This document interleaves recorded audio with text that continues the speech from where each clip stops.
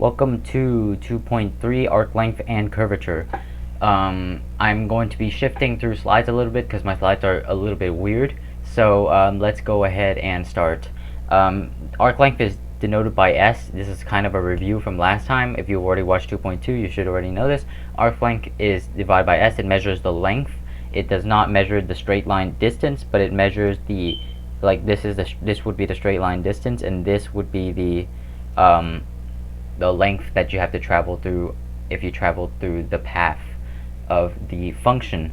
So S is equal to the integral of the derivative of the function, the magnitude of the derivative of the function, which means the square root of dx dt squared plus dy dt squared plus dz dt squared.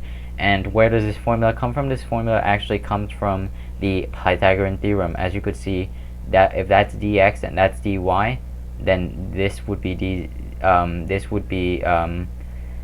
dx squared plus dy squared, and then if you move it up to dz, it will be dx plus dy, dx squared plus dy squared plus dz squared. It's from the distance formula as well. And if you take the limit as these differentials become, or the limit that these differentials move to 0, then what you will get is the formula, as I can demonstrate right now.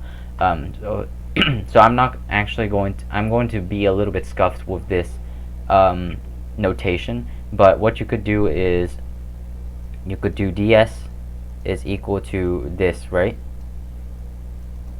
Dx squared plus dy squared plus dz squared, and then you could do 1 over dt, and to multiply dt again later, and if you take the integral of that, what you will end up getting is, well, ds is equal to, the integral of ds is equal to dx squared over dt squared plus dy squared over dt squared plus dz squared over dt squared dt. So then the integral of ds is just s, and that is what you would end up with, and that's how you get the formula right there. So we're gonna go on and let's do this example right now. Okay, so for this question, what we do is obviously we find what the first step would be is find r prime of t, which is negative cosine t, negative sine t, and t, right? Very, very simple. And then now what we do is, now what we do is we can do our integral. So s is equal to, from 0 to, right, from t equals 0 to t equals pi of the dt, right, has to be dt, of the square root of, I'm just going to square this in my head, so that's just cosine squared t plus, well, sine squared t plus t squared dt. And cosine squared t plus sine squared t is 1, right? It's just 1 plus t squared dt. And then this is, you would set t equal to tan, so then dt would equal to secant squared, t equal tan, and then dt would be equal to secant squared, and that would actually give you a very, very nasty number. So I'm not going to evaluate this for now, but if you want to evaluate this, or try to challenge yourself to evaluate it, I think it was in the previous video that I just cut out an entire section of my video because I did not want to spend 10 minutes trying to evaluate this integral. But if you can evaluate this integral, then obviously that's great for you. I just don't want to spend the time evaluating this integral right now. So let's move on, right? So actually, yeah, let's move on. Never mind. I was thinking, because this is a circle, right? This looks like the equation of a circle, but that's 1 minus t squared, not 1 plus t squared. So that doesn't work either. Anyways, the definition of curvature is what this thing is why this thing is a headache, right? Sometimes. So this is a definition of curvature. Now, why is it this formula? You got to read the book for that. I can't really explain honestly. But curvature basically measures how much the function curves, right? Pretty simple. And it can actually measure how much the function curves by something called a TNB frame, or a Frenet-Serre frame, which I'm going to show you later on in this video. But for now, this is your definition of curvature right here. It is r prime, which is kind of like the tangent vector, and then r cross with r double prime divided by r prime to the third power. So using this formula, show that this has a curvature of 0 for every t. So curvature of 0 for every t. So let's do r prime first. So what's r prime? Now I'm gonna use this notation. I'm not gonna use the I had notation because that's really annoying. But it's 3 minus 1 and 3, right? So what's r double prime? This is r prime. What's r double prime? Is 0, 0, 0. So seeing this, you should probably know why already. But let's see. So what we'll end up having is the absolute value of negative 3, negative 1, 3, no, not cross, yes, cross with 0, 0, 0 over the magnitude of 3, negative 1, 3 cubed. So because there's a 0, 0, 0 here, if you set it up like this, if you set it up like this with the ijk and then 0, 0, 0, whatever way you multiply it, you're going to get 0 minus 0 I hat plus 0 minus 0 j hat plus 0 minus 0 k hat. And that's why at the top is going to be 0, so the entire thing is 0. So this is kappa. The kappa is what we call this. We don't call it k because it's a smaller k, kind of a smaller k. I will call it kappa instead of k. So kappa is equal to 0. So that's why the curvature has that's why the thing has a curvature of 0, right? So we will modify on that definition later on, but for now we have something called we have a new concept called the unit tangent vector. Now, so for a curve right here, for this curve right here, okay, this is the curve we're going to be focusing on. So in calculus 1, we know that in the xy plane there's a tangent line, and in calculus 3 there's a different notion of tangency. However, in calculus 1 there's a tangent line, but this tangent line isn't really like a tangent vector because it's not really pointing in one direction. It's kind of infinitely in both directions, right? So that's not really a tangent vector, but it does intersect one point in an arbitrarily closed range. So at a secant line, the limit as the secant line closes in is the tangent line. So the tangent vector, it tells us two things. It tells us the speed or the direction. Yeah, so the speed that the thing is going, the velocity, but it's not telling us like the tangent vector would be telling us the velocity. The unit tangent vector is simply telling the direction of where the particle is like speeding up or traveling at that point. Not speeding up, traveling at that point. So it would be right here, and it will be pretty similar to the derivative in calculus 1. In fact, what it would be is r prime of t divided by r prime of t, like this, where this is v of t, right? This is just v of t, and then this is v of t. So it's the unit vector. So I could literally just call it v hat, right? This is v hat. This is v hat of t. So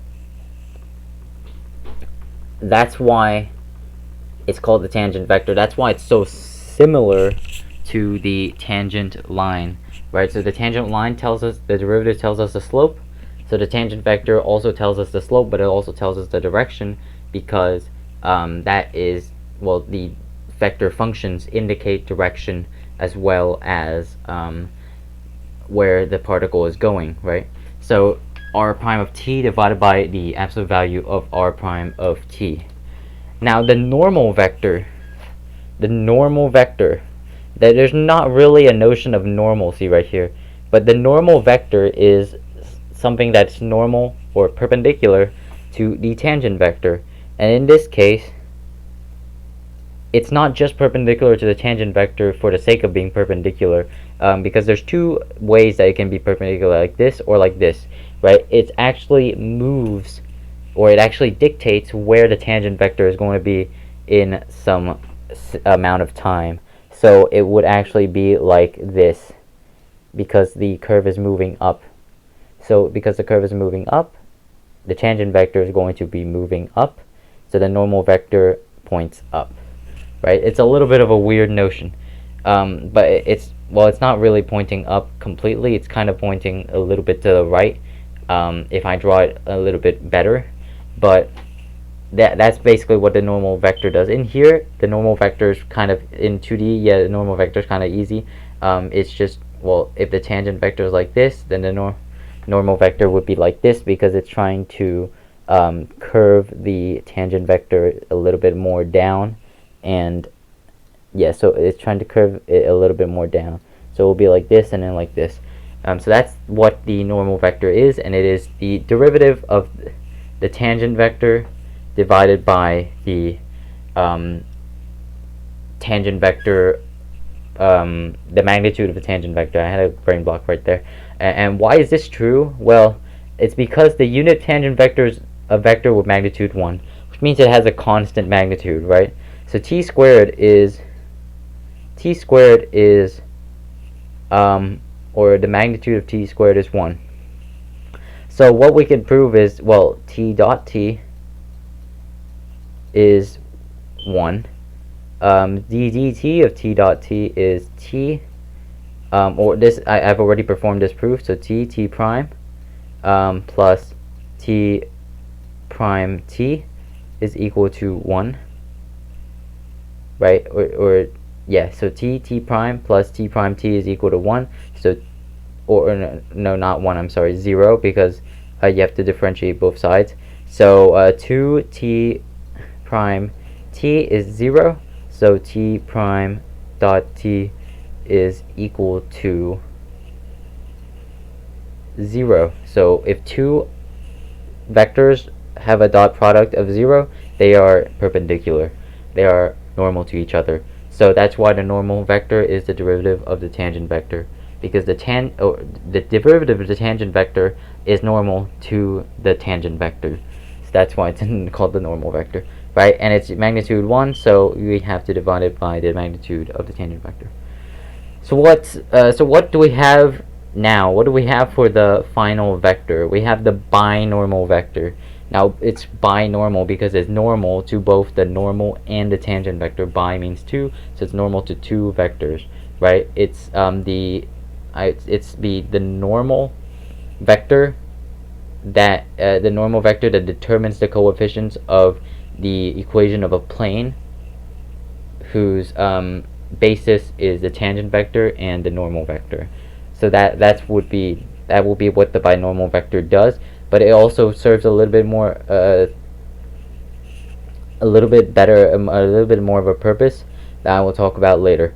So this is something called the TNB frame. TNB frame. So at any given point, a particle moving across a curve has a TNB frame, or something also called a Frenet-Serre frame, right? And these are two different French mathematicians. So every single place where you move across a curve, there is a tangent vector, there is a normal vector, and there is a binormal vector, right? In 3D, not in 2D. In 2D, the binormal vector is always up or down, which is kind of boring. But yeah, so the tangent vector describes where the particle is moving, the normal vector describes how tangent vector is going to change, and the binormal vector describes something called the torsion, which is how much the path is twisting, right? So it's measured twisting on the path. It's a little bit weird, but turning is normal and twisting is binormal. So that's what we have. So curvature would then be defined as how much the tangent vector is changing, and obviously, you know, the magnitude of that, so the magnitude of how much the tangent vector is changing per given time, right? So this is the unit tangent vector. So how much the unit tangent vector is changing per given length, not per given time. I'm sorry, per given length. So it would be result in t prime of t unit tangent vector divided by the magnitude of r prime of t. So this would be the velocity. So it would be the unit tangent vector, the derivative unit tangent vector divided by the velocity. And here's the derivation of it. So if we have s is equal to the integral of the velocity function, or the integral of speed, then derivative of the arc length is equal to just speed. So we have dt, which is this, t prime of t, is equal to chain rule. We could do dt ds times ds dt. So what you end up with is dt ds is equal to dt dt over ds dt. And absolute values, if you add those on, if you add the magnitudes on, it will be the exact same thing. So this is what you will end up getting. You will get kind of a curvature vector instead if you're not, it will look a little bit weird, but you will get a curvature vector if you don't add the absolute values on. So curvature is a scalar, so make sure you find scalar quantities, not vector quantities. So let's do some practice problems. Let's go. So find the curvature of the function sine t cosine t 2t at t equals 5. So we'll do it the other way now. We'll do it the other way because we did it the first way, so I want to do it the other way. So what's r prime? R prime is cosine negative sine 2. So what's t? Just t of t. T of t is cosine negative sine 2 divided by cosine negative sine 2, right? Divided by the square root of cosine squared t plus sine squared t plus 4, which is very nicely the square root of 5. So t of t is cosine t negative sine t 2 over root 5. So what's t prime? T prime of t is negative sine negative cosine 0 over root 5. Right? I can put 0 over root 5 because that's still 0. So now what do? We already found the magnitude of r prime of t is right here. It's root 5, right? So root 5. So kappa is equal to whatever root 5 divided by the square root of sine squared t plus cosine squared t, which is square root of 1, which is 1. So it's 1 over root 5. That's the curvature of the function. Is curvature independent of time for r? Yes, it is. The curvature is yes, it is. Because it's 1 over root 5, there's no t function. There's no t in it, right? And there can be a t in it, right? That you have to keep that in mind, is the curvature can be a function of time t. But in this case, it's not a function of time t. It's simply just 1 over root 5 for every time t. And this is equal to, at t equals 5 seconds, it will be 1 over root 5. At the beginning, it will be 1 over root 5. Everywhere, it's 1 over root 5. So find the tangent, normal, and binormal vectors at t equals pi seconds. So what's the tangent? We already found it. Tangent is this. Tangent is simply cosine t minus sine t and 2 over root 5. So the tangent at t equals pi second is, or I'd say t of pi is equal to, what's cosine of pi? Cosine of pi is negative 1. So negative 1. What's a negative sine of pi is 0 and 2. So 1 over root 5 of that. Now, what's t prime of t? T prime of t is this. But t prime of t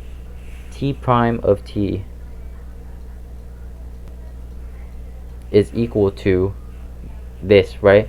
But what's t prime of t over the absolute value of t prime of t? Because that's how you get n of t, right? So this is t prime of t, so it will be 1 over root 5 times negative sine t,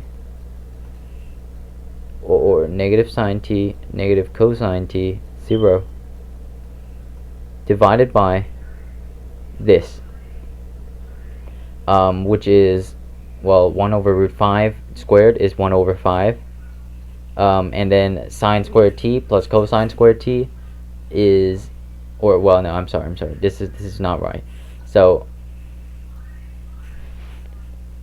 we could actually take the scalar out, so it would just be 1 over root 5 times the square root of sine squared t plus cosine squared t, which is square root of 1, which is 1, so this is 1, and then this would just be negative sine t cosine, or negative cosine t. So what this would end up be is normal. So this is normal of t. So normal of t is what? Normal of t is not prime. Normal of pi, I'm sorry, normal of pi is 0, 0, 1, 0. 0, 1, 0. So what's the binormal vector? We can cross these two. That's how we find a binormal vector. So let's go ahead and do that. We could also find t cross n, but I'm not going to. I don't want to cross sine and cosine together. That looks pretty nasty. So let's erase this, and let's do. Let's do b of pi is equal to t of pi cross n of pi, which is equal to well, 1 over root 5, so we could actually take that out. 1 over root 5 is taken out, and then because of a property of cross product, I, j, k, negative 1, 0, 2, 0, 1, 0, 0, 1, 0, which is equal to 1 over root 5 times 0 times 0 minus 2 times 1, negative 2. No, I'm sorry, I'm using not angular brackets. So negative 2, comma, that times that is nothing, comma, negative 1 times 1 is negative 1. Right, negative 1 times, or plus negative 1 times 1 is negative 1. So it's negative 2, 0, and negative 1.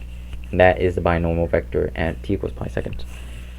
So that's it. That's it for this problem. So let's keep going. This is a special case. The curves can lie in a plane. It can lie in the xy plane only, or the yz plane only, or the xz plane only. And in this case, it's a curve in R2. It's a curve in a plane. So for an equation y equals f of x, the curve, or z equals f of x, or z equals f of y, or whatever, the curve can be manipulated into a parametric equation, or, well, not a parametric equation, a vector equation, or a parametric equation. Those two, they're both fine. On the plane t f of t 0.